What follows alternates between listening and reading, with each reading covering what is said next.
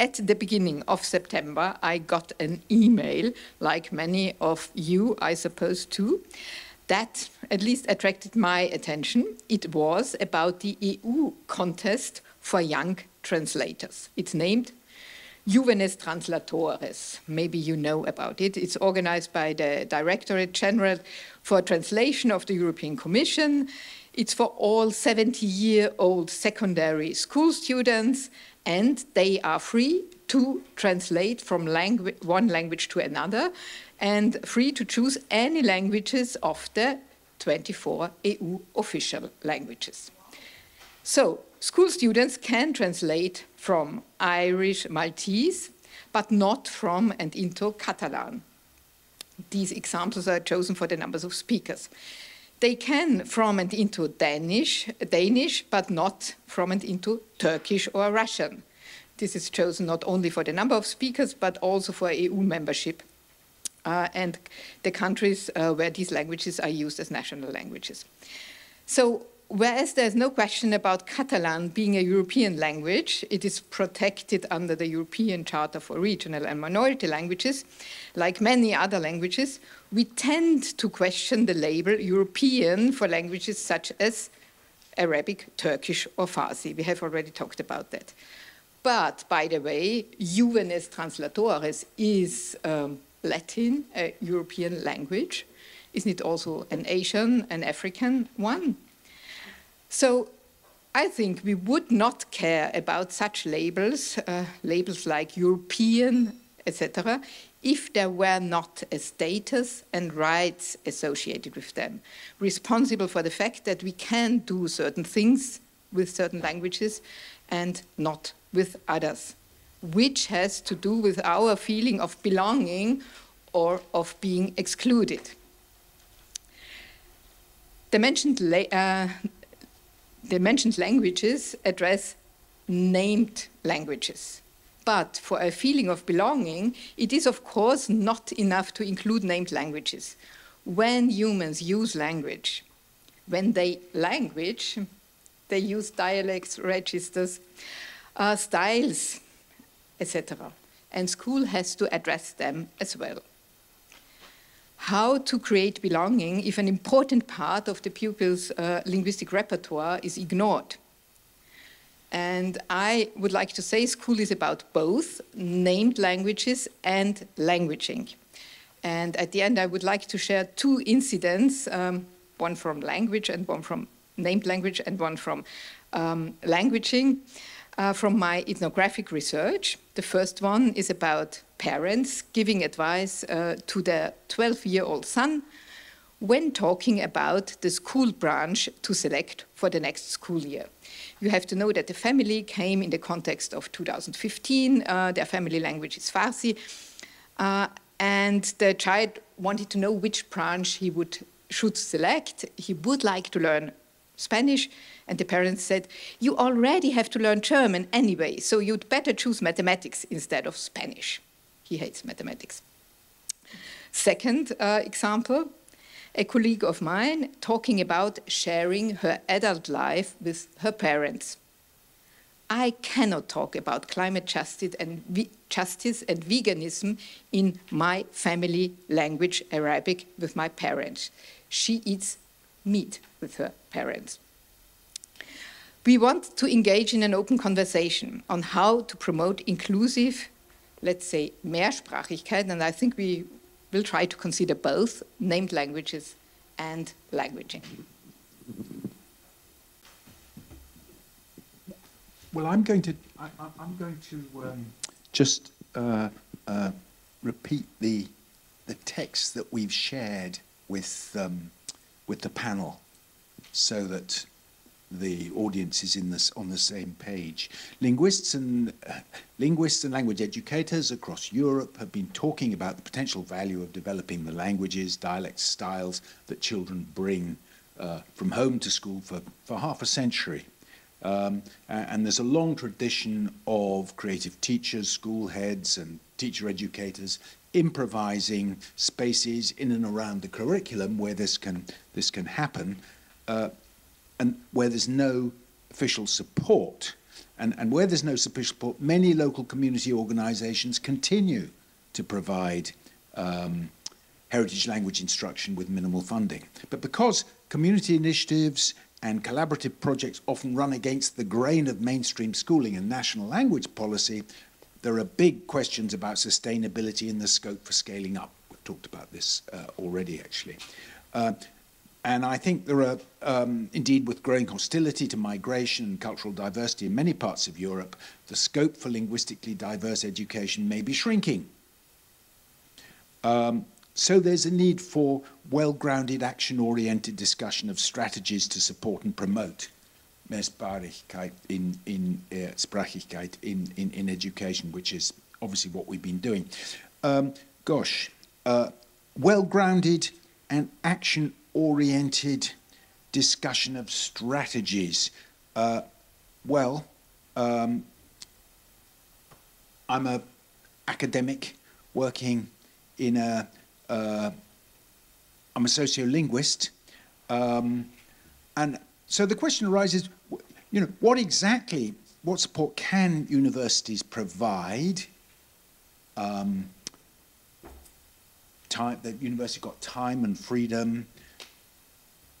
They can make connections maybe that schools can't, train teachers, orienting students. They got a platform and network.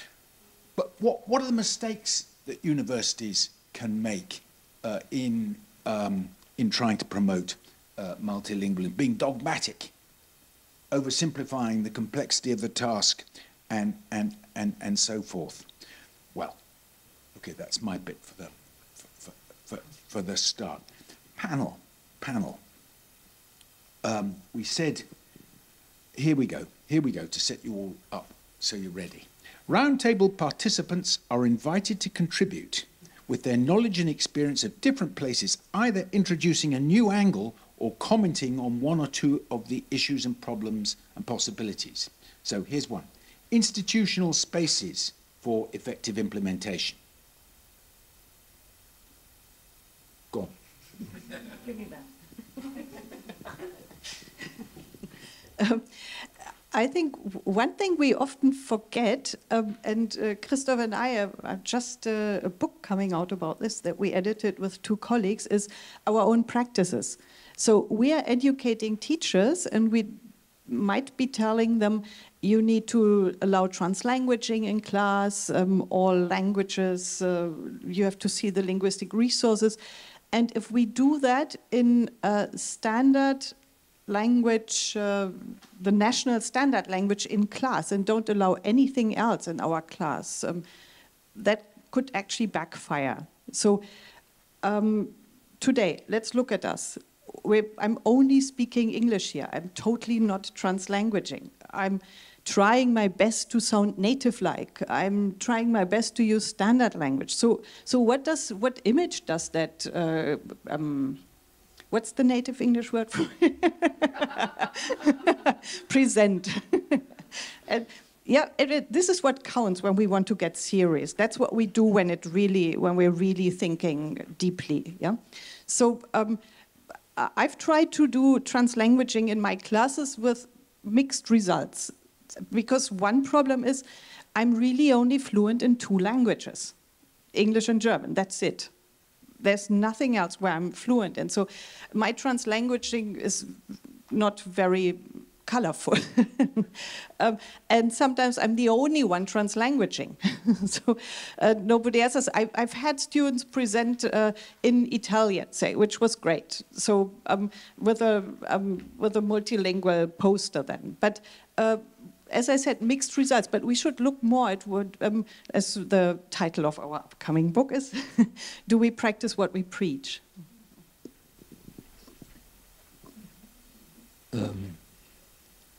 I think yes, that's one thing, and I tried to point this out also with regard to the term. I tried to point this out also with regard to the term heritage. Is it okay like this? Or should I speak up? Huh? You could speak up. Okay. So the term itself is problematic in my view. No. second thing is what we do and what we need to do is, and I can only say it in German, Sand ins Getriebe tun. This is our job as academics. Like to say, okay, like everybody says it this way, really? And check up and sort of talk about it. Talk about like things which everybody else takes for granted. And ask like, are they for granted? Is it really so? So this kind of, in Turkish you would say acaba, or like in German like Sand ins Getriebe. No, maybe not ins Getriebe, but like into the, like put a question mark, okay? And create space for really putting this question mark. And the third thing is, and this goes to what you said, with regard to the discrete named standard language, I really, and this is where I see the highest challenge with regard to the coming wave of artificial intelligence, because artificial intelligence is better than any of us in any, or will be better than any of us in any named language. And at the moment, I really don't know what this means.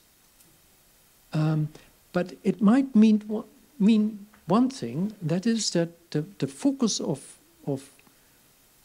discussing language or investigating language and learning language at school could be more on the in-betweens, on my relationship with my language, what I do with my languages and the like, and kind of work on this and expand this, because this is where I am and my language is. Because the standard language or the codified language is never my language. So of course I need to be aware of it. I need to be like competent in it. But I also need to sort of develop my own thoughts in my own language, and this is where I think school steps in.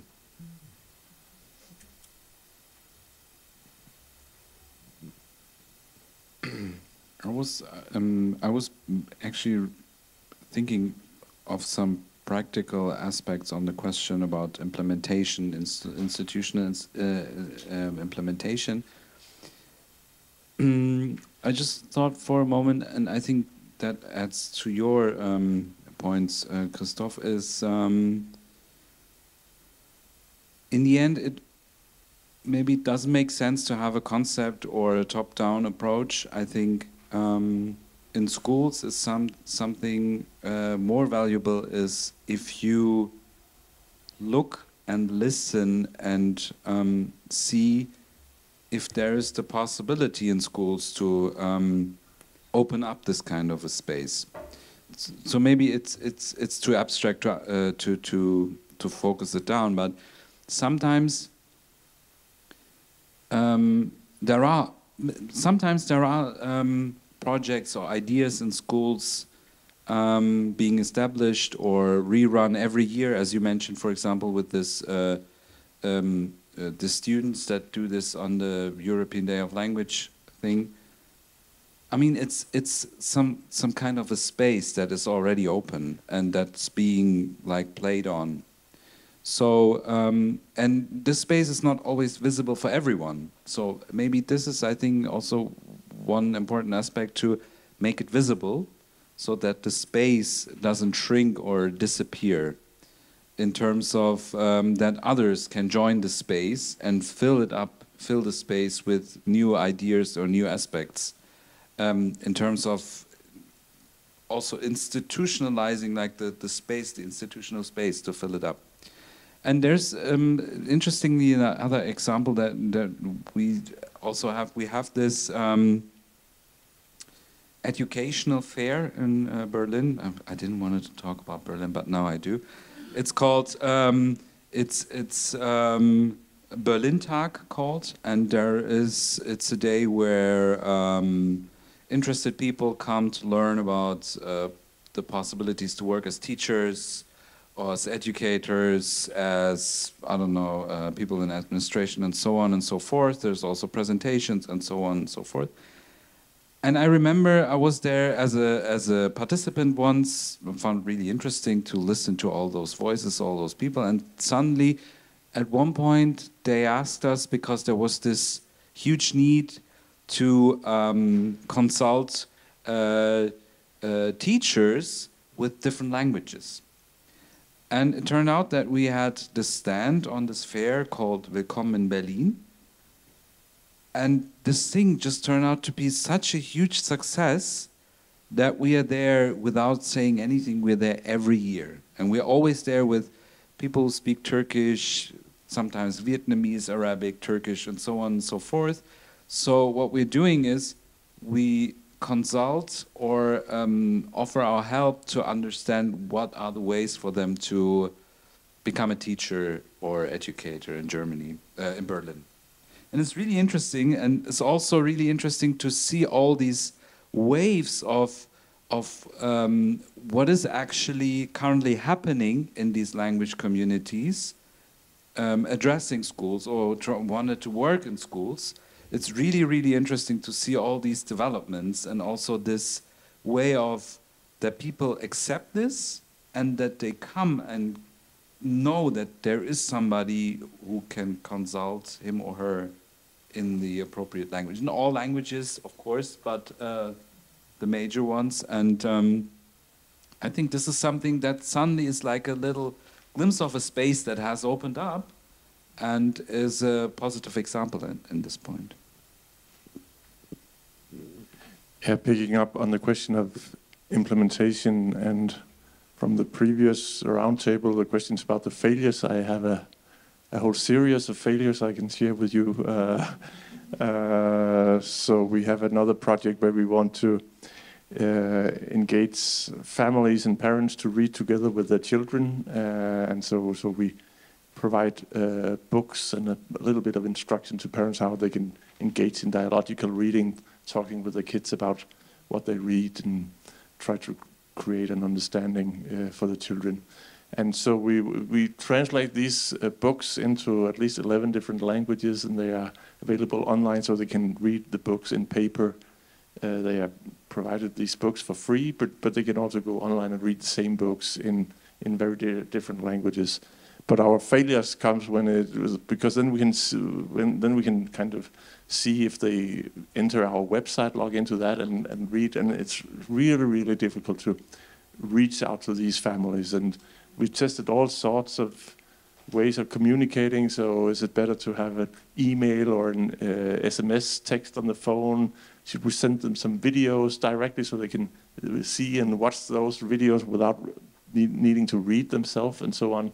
But it seems like, regardless of all our attempts, it's really difficult to reach some of these families with our material. So I have a lot of respect for those who actually manage to do that, because it seems to be an important barrier to think about. Yeah, I really loved your email. The details of the email is very, very good and important in the context that I want to make a comment. It all falls under the category why naming, or why language naming matters. If I want to just summarize this, your email, naming is like assigning status, legitimacy and value. You just mentioned students were allowed to translate different European languages, Danish but not Turkish, and then Catalan. Yeah, I mean, if you want to look at those categories, you see why I go back to the political aspect of things. And why can't we just allow, when we say European languages, we allow the young students to translate in whatever language they want to use, rather than placing categories? That's something we should, or that's a reflection from your your email. And it also has to do with labels also. Labels define whether a language is seen as a resource, foreign language, or private. And you mentioned the fact of sharing adult life, vegan. You know, yeah, when people use it as a private language at home and they use it to share experiences under certain categories. So if we look at the institutional spaces, I can bring in our organization. We have about 800 migrant organizations and about 92 different languages. How do you allow people to feel free and express themselves in the language that they feel comfortable? How do we want to share experiences and allow people to express themselves the way they want to do without limiting them in relation to political spaces? Yeah, translate from this language, but not this. But you just allow people to express themselves. That's something we should be reflecting on.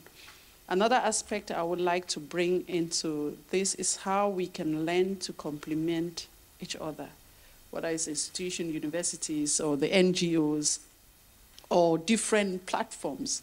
How can we complement each other when it comes to language or the sharing of experiences and how to move forward? Maybe I can quote our jury project where we were part of, and I still find it very interesting that we had young students who were able to translate between 3 languages, and some of them, or 2 or 3, yes. They were very, they could switch from one language to the other and then back forward. I was like, wow, this is amazing. But how many people can do that and get credit in the public for doing such things? I mean, those kind of skills, how do we promote that, reassess that, and even give really positive credit? That is something we want to see and something we want to promote and acknowledge, that these kids at this level can go back and forth in different languages without any problem.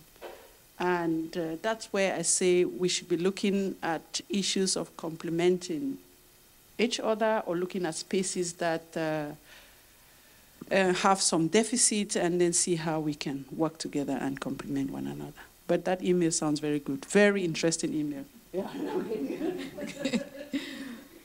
Okay, thanks a lot. Thanks for sharing these great ideas, thinking about our own practice, Sandinski Triebe, and develop my own language, not a standard language that can be developed better by AI. Making visible spaces, and what you now said, giving credit to what they already know, and finally also the difficulty of making them read, doing what, okay, we would like them to do. I think we are entering to the second bullet point. This is productive partnerships, and maybe we come to the productive partnerships and then open it up for comments. Is this okay with you? Yeah, okay. What are productive partnerships? If you can make a short round and then... Productive partnership. I think I'll go back to what Heike said. Do we practice what we preach? I think it's a very important sentence to carry forward when we want to do about productive partnership. If we want to partner with one another, then we should be open and transparent in terms of partnership. Why are we partner? Why do we want to partner with one another? What are the terms of the partnership? Does it benefit all the partners in the situation?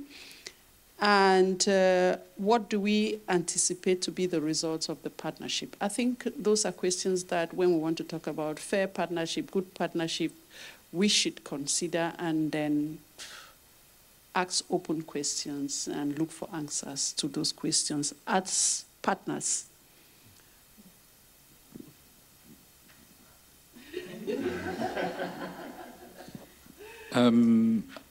I would say a productive partnership is if you're using the goggles of Googles of civil society organizations, and the structural and scientific knowledge of the universities. And if you combine this with educational, administration or policy or whatever on a mutual level, then everyone can benefit from each other, because we don't know what the civil society see, and universities are on point on the current developments on a lot of issues and scientific issues. So yes, I think that's a very productive partnership. I can sort of only say yes to what you just said. Plus, there's one interesting thing. I mean, I'm one of the oldest here. Yes, I've worked in quite a few federal states in Germany, and wherever I was, because of the academic field I'm involved in, that is German as a second language, there was always contact with the representatives, the people that were responsible for that in the on the towns levels or at the in the ministries. And what I find is and there's two kinds of there's two types in the ministries. The one type is the type that is scared of you because you have this title, and because you ask questions, you have ideas which they will not be able to implement, so they can only say no. So best to do is run away, which is what they often do, or just sort of deny contact. On the other hand, you sometimes have, and it's a very personal thing. You all of a sudden you find somebody in a ministry, in the town municipality, in the municipality administration, who's not afraid of you, who says, okay, come on, or like at the Bundesanstalt für Migration und Flüchtlinge, the Federal Institution for Migration and Refugees, the BAMF, yeah, which are also, they're extremely afraid of academics.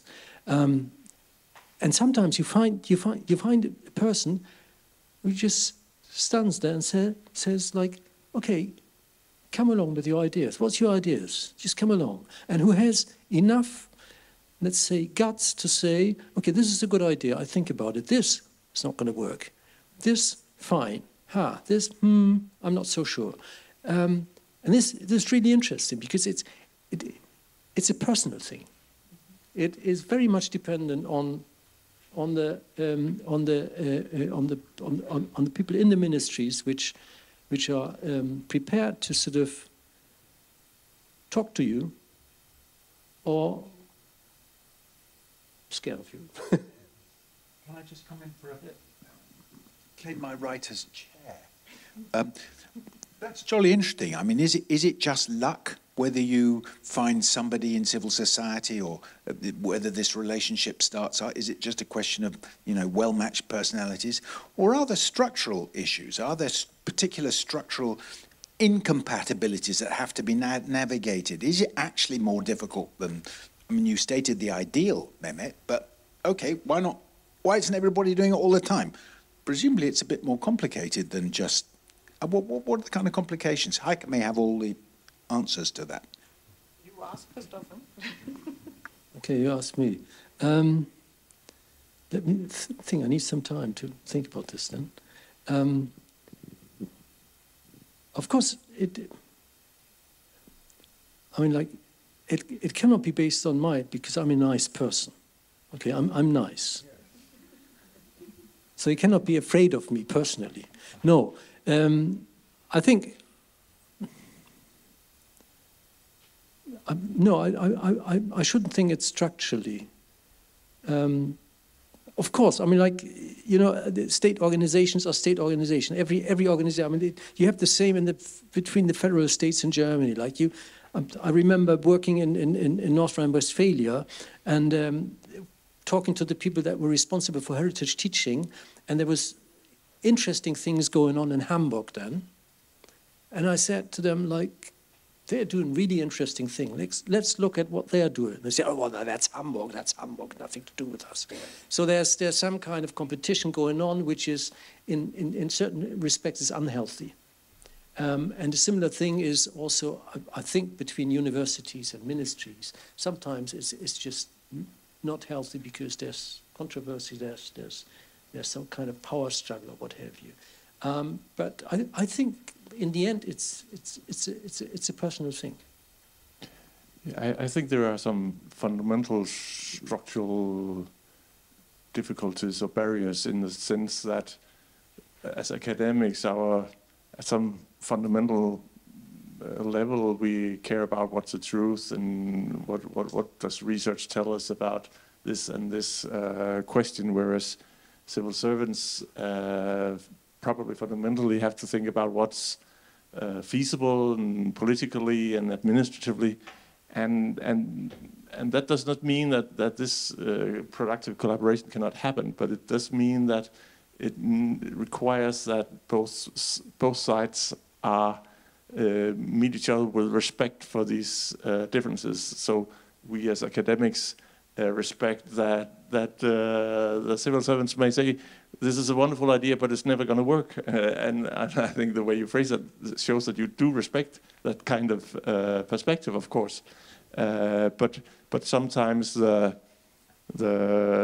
people being scared maybe because they think that you don't respect that, and so they are concerned that you will not respect that. If this is a really good idea, then you don't respect that there can be political or legal or other types of barriers to its implementation. So it's not that it's this cannot happen, but I think there are some.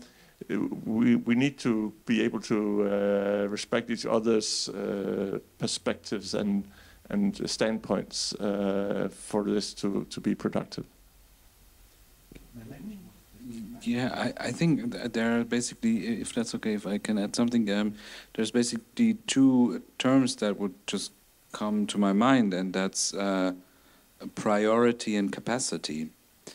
Priority and capacity.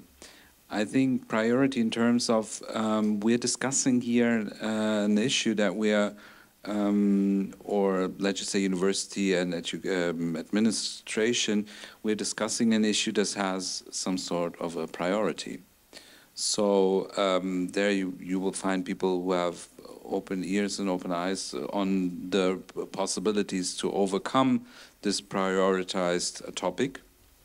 And on the other hand, I think if you capacity goes two ways. So if the administration has no capacity, there is no priority. Or let's just say they have capacity, or the other way around. So you can also add this up. So I think this is a very, very important aspect to consider, why there are these kind of boundaries sometimes. And because capacity, I mean, could be one thing if you have something prioritized and you have to finish this project, but you don't have the capacity, then of course you open up the doors to get in contact with people who have capacity. So I think that's goes both ways. I would like to say something about productive partnerships. I think it can be very powerful if you have speaker communities, migrant organizations who actually demand things, who have a voice. But the problem is this can go, it can be a vicious circle or it can be a beneficial circle or whatever. Because if you have a part of the population that you have systematically marginalized in the educational sector for a long, long time, then it's of course difficult to reach them. And I think this connects with two things that Simon said. One was once you had this study, and you had one group that was in the experimental group, where parents got more involved as a result of their languages being more visible and better acknowledged. And you also mentioned this failure.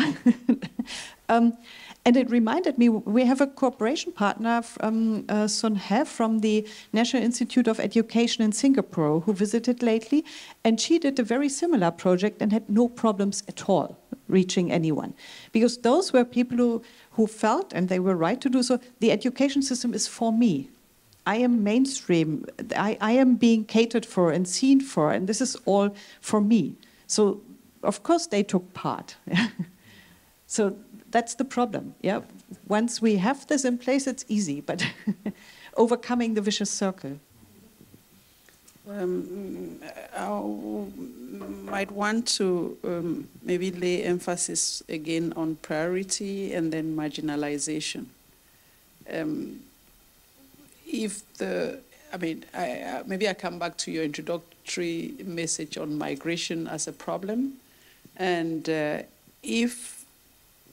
if migration is like a problem at the political level, or it's not like a priority to make change, then you will find marginalized communities being destabilized. Maybe, I don't know if that's the right word to use at this level, maybe it's a bit too harsh, but I think if at the level of the government or the structural level, there's a priority to bring change, they will find a means, capacity, they will create capacity.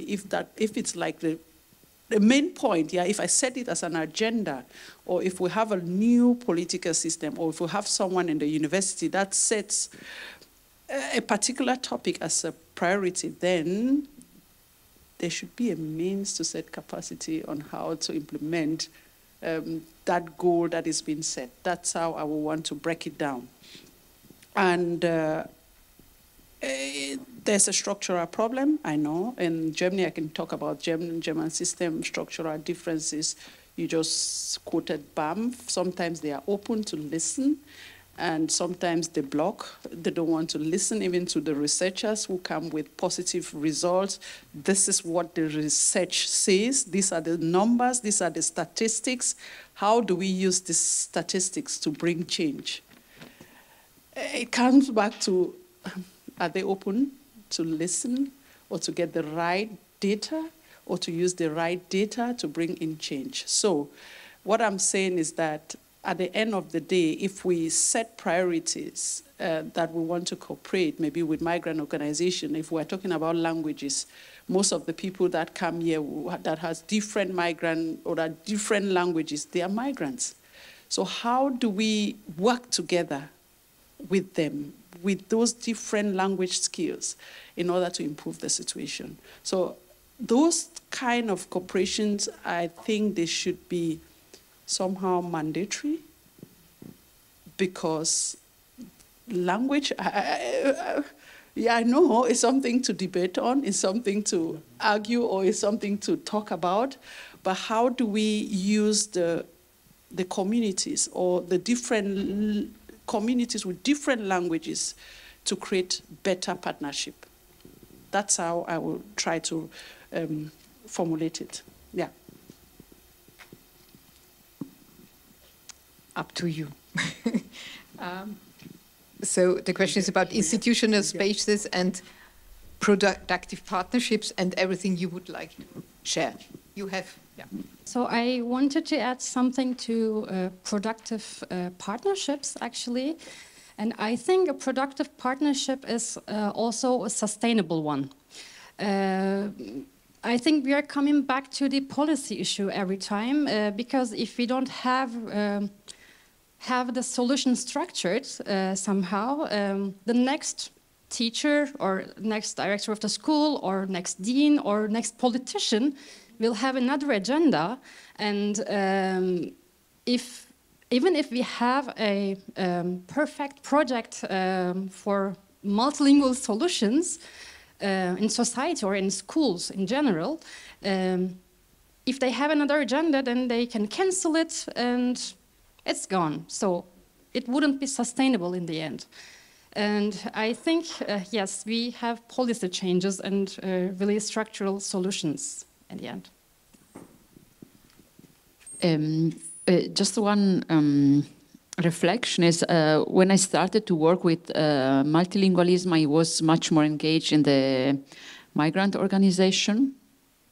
But then I was unhappy with that because actually everyone is very concentrated on their own needs. And for me, it was not enough general. Yeah, so that I understand it has to be like that, but I wanted to be, I didn't want to be only engaged for the Italian community, for example. So I see the task of the administration to collect like information and initiative and energy, but to put on another level the this subject. So yeah, I just wanted to share that. Elizabeth, do you want to come back on that topic? I can understand your worry if you have to deal with like one migrant community, then you deal just with the Italian community, then it's different. But if you have to deal with like an organization that has 92 different nationalities, is something different. And I think the skills that you will gather from those kind of organization is different than just working with an Italian organization. So there's a shift in the different types of migrant organization that you have in Germany. At the moment, you have like Herkunftsübergreifend, community, not just one community organization, like Organization of Russian, Organization of people from Italy, but you have organization that has almost everyone on there. So it's a bit different. And with those kind of organizations, they do partnership now with universities if you want to carry on certain research data, and it's also been recommended from the ministries that if you want to carry out certain research, do partnership with those kind of organizations, because you get a lot of information that is missing or it's just hanging somewhere. So it's always good to bring that balance, research and practice, in order to get good results. But I can understand your worry if you have to deal with one organization, then it's not reflective of the communities we are talking about. Yeah, maybe I think what's very important from the migrant organization is the energy they bring. And also today, for example, there is another, I don't, how do we call it? Fachtag or whatever, going on translanguaging, organized by migrant organization. No? And it has another, it's another type of Fachtag. Yeah, it's and that's, I think, is very precious. What for me is important is to find a dimension of multilingualism which include also the monolingual people. I make an example. When I do a project with children, the German monolingual are frustrated when I'm saying, bring your own language. And they say, oh, I have only one. So I started to working with, okay, you can invent a language. Yeah, and then they are very happy.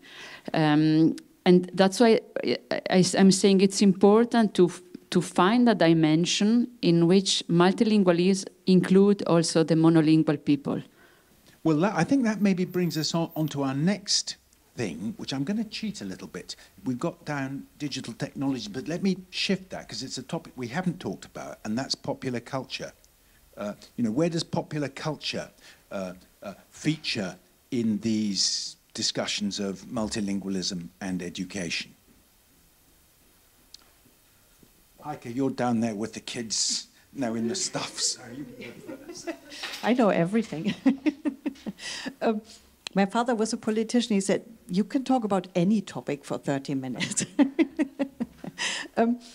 I think what popular culture gives us is much more awareness of multilingualism, because widespread multilingualism. I don't think there's anyone at the age of 14 to 16 in Germany who isn't multilingual in daily life because of using English in popular culture. And that's a really good thing and something very good to connect to. That's what my example of the WhatsApp messages or Insta messages, whatever you're using, yeah? Because everyone is mixing languages these days and has an experience in this. Even people who feel monolingually German or feel they always speak standard German, they will use English in their daily lives. And that makes the society, I think, a bit more normal. And that's a good thing. That's something we can connect to and use. His father was a priest.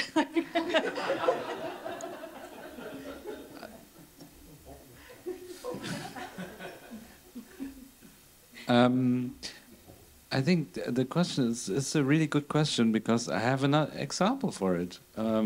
Basically, I went to a comic fair just last year, and I was kind of fascinated about the scope or the dimension of comics that are just evolving in Berlin and all those Verlage,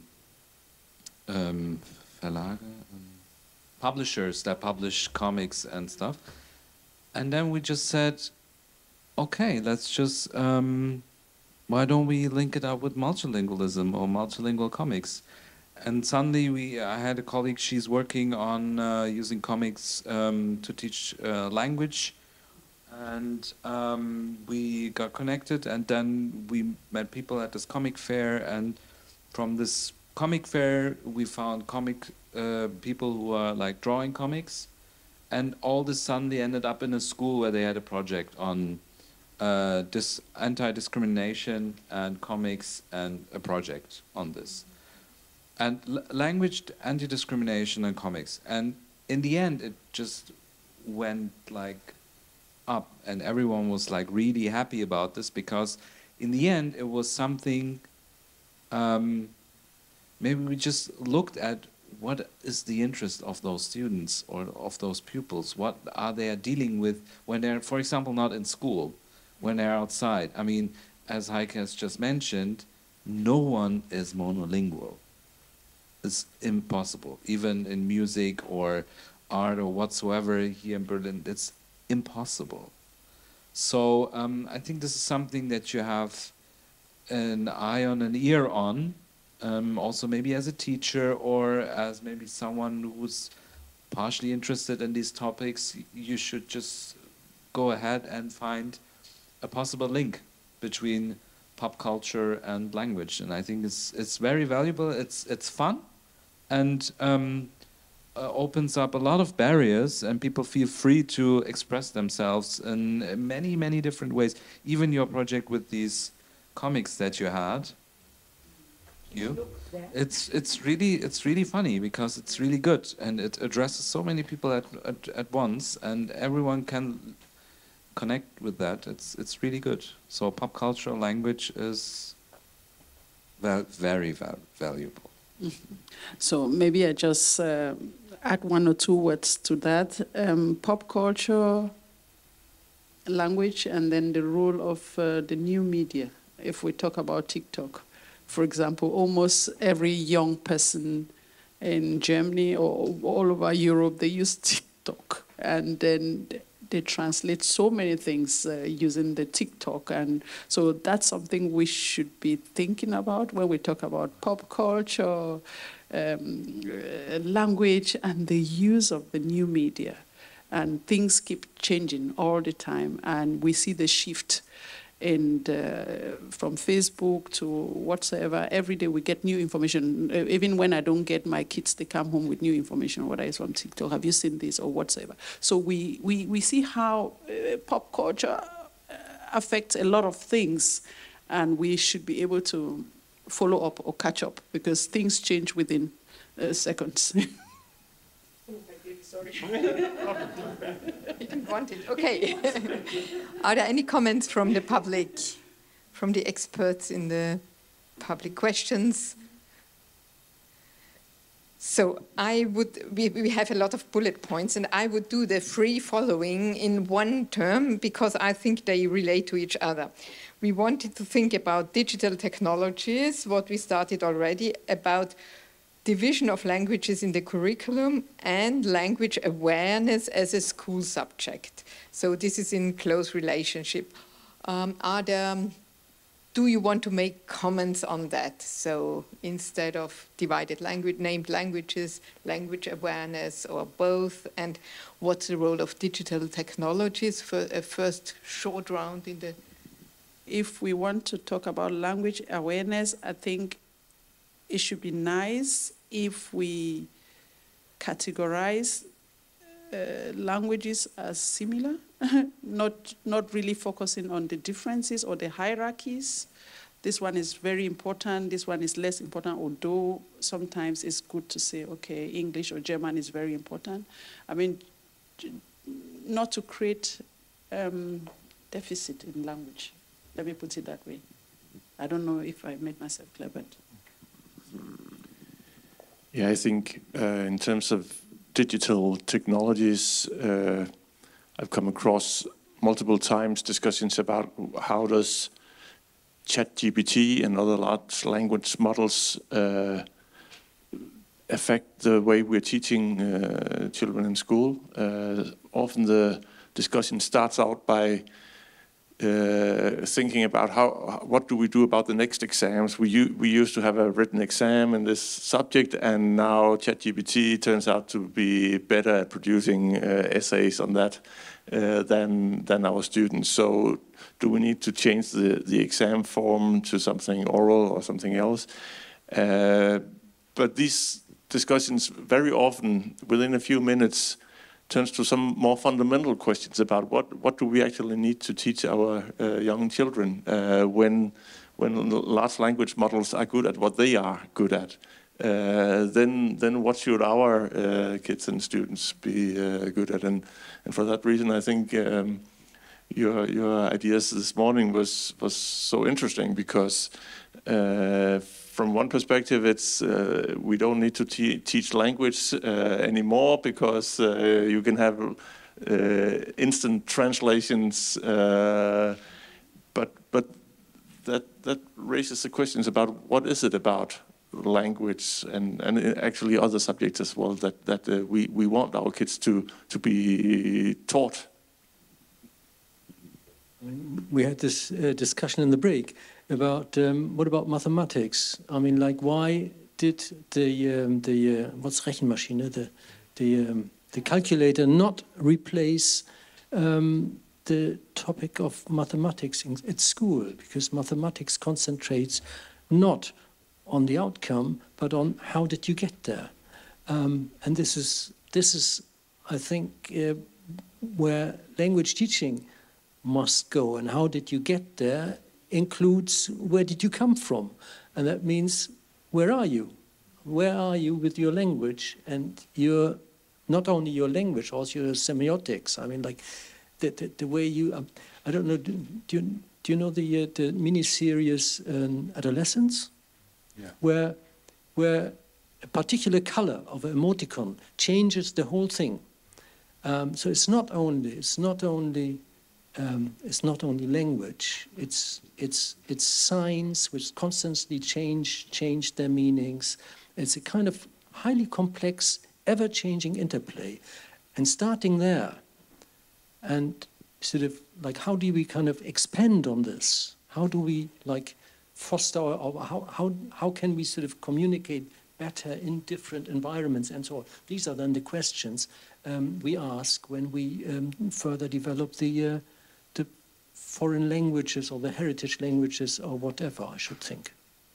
Maybe just one thing, when we look at the aspect of digital technologies and knowledge about language or language awareness, I think there are out there are a lot of tools that you can basically that are free that can be used. I can just remember one from the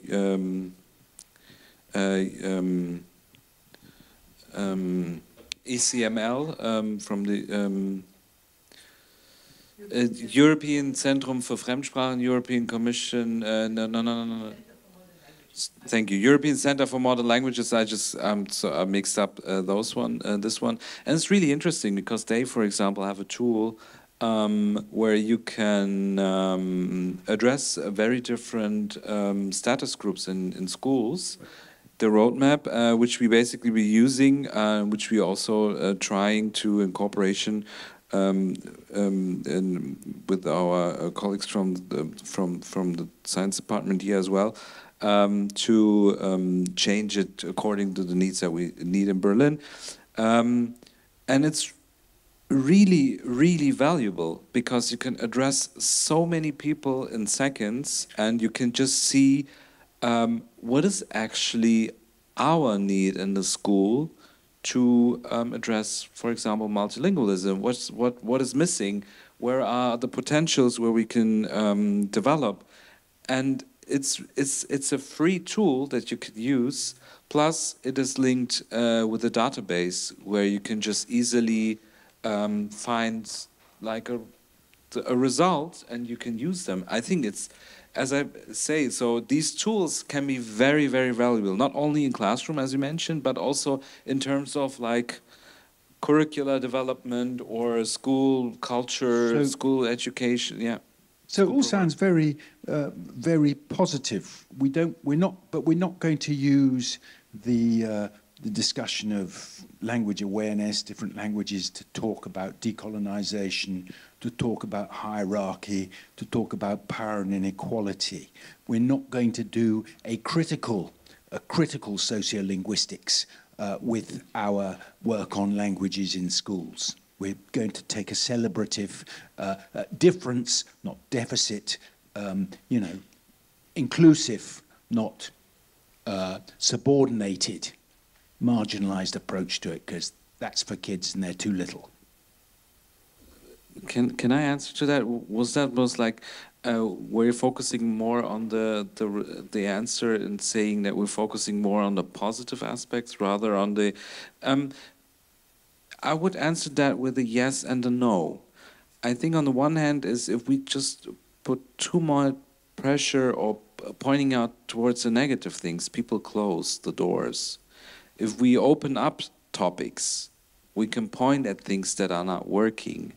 And we can also look, I mean, with this tool, it's everyone, let's just say you have a headmaster or whatever, and they make this questionnaire and everything turns out to be fine. But then they ask the students, the result is a total different aspect. What I'm saying is, the moment you can use these tools to highlight differences, but you already open up the door because you did this you tried to establish a method to open up the discussion. I think this would fit to so many different topics that is around us right now. If we always focus on the negative and close the doors, we will never come to the moment where we discuss or debate about things. We can be of course, we can be of different positions or opinions, but I think it's a good way to go. And of course, I'm absolutely saying we shouldn't be neglecting all the other topics as well. We should pick them up and we should discuss it and we should deal with it as well.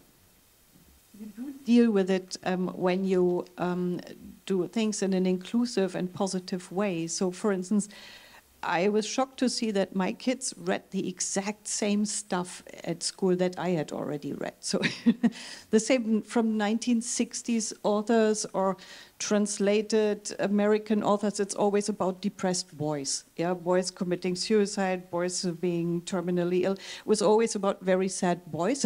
And it was always about white boys, and everything was in German.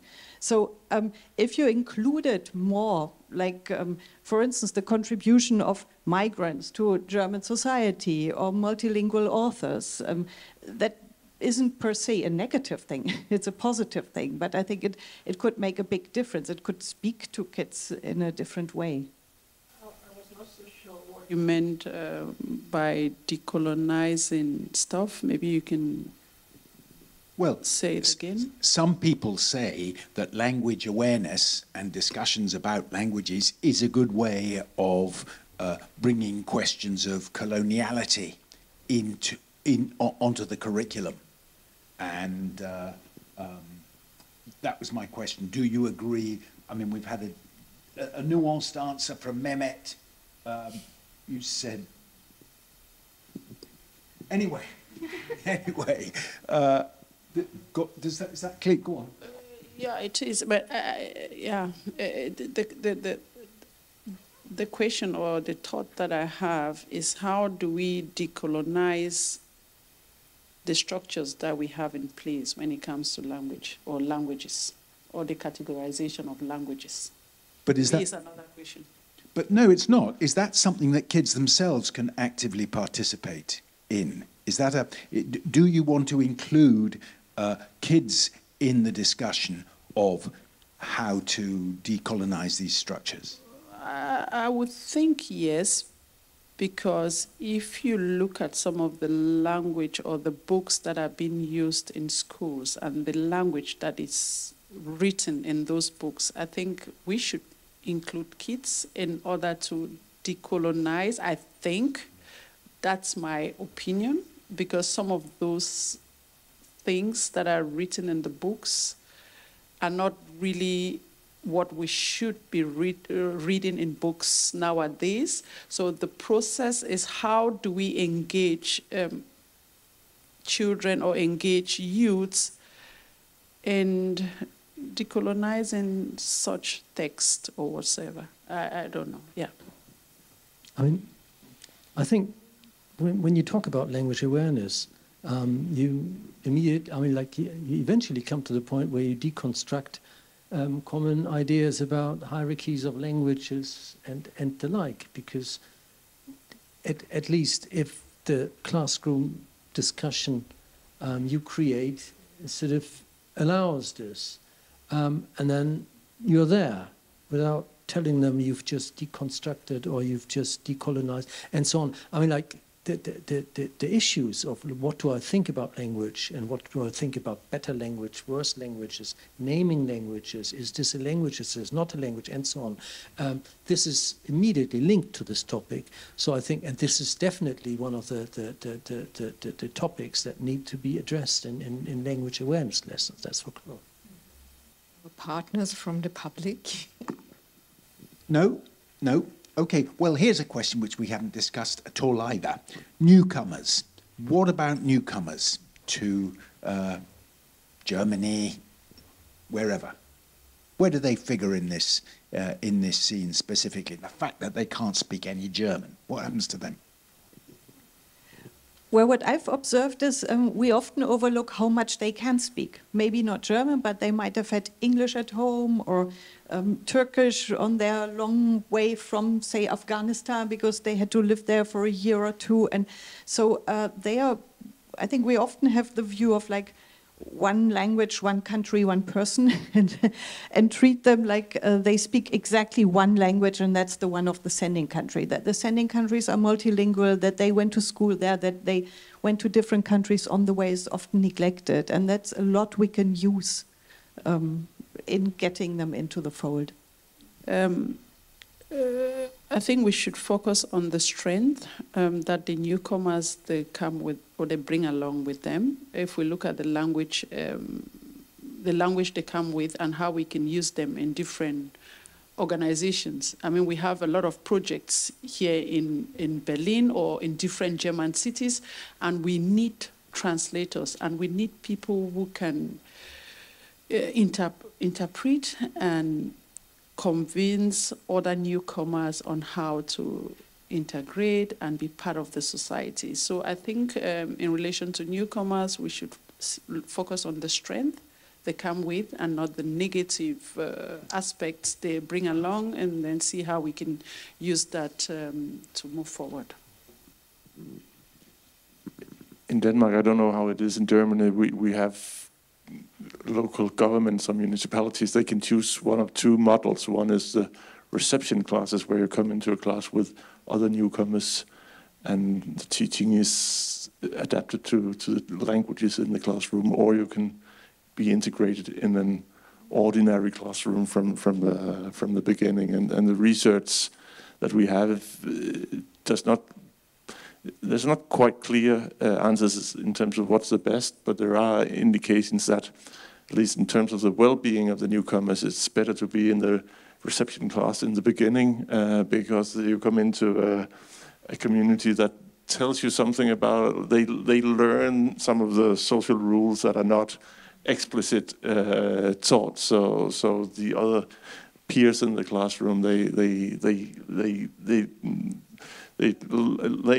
learn them, how do we do here, and when we play this game in the schoolyard, what are the rules and how do you have to behave in that? And that can sometimes also be a little harsh, but there are indications in some of the qualitative work that it's better to learn that for them and learn the rules, even if it's sometimes in a little harsh way, because in the long run, then it's easier to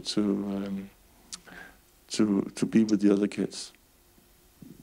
I think it's similar in Germany, but let me give you an anecdote. 2 years ago, I was asked whether I could write an obituary for a academic teacher of mine, who was one of the first professors of German as a second language, like kind of one of the founders of the field in Germany. And I went through the articles he had written in the 70s. And I mean, okay, you would have changed a couple of terminologies, but it was more or less, I mean, because he was really kind of like, he had very strong beliefs in this kind of reception classes, or else bilingual education and so on. And I mean, you could just sort of replace a couple of terms and you could publish it now, from which you see that in these 30 years, 40 years, 50 years, not much has happened. We kind of like, we had this huge, lot of people coming within the Gastarbeiter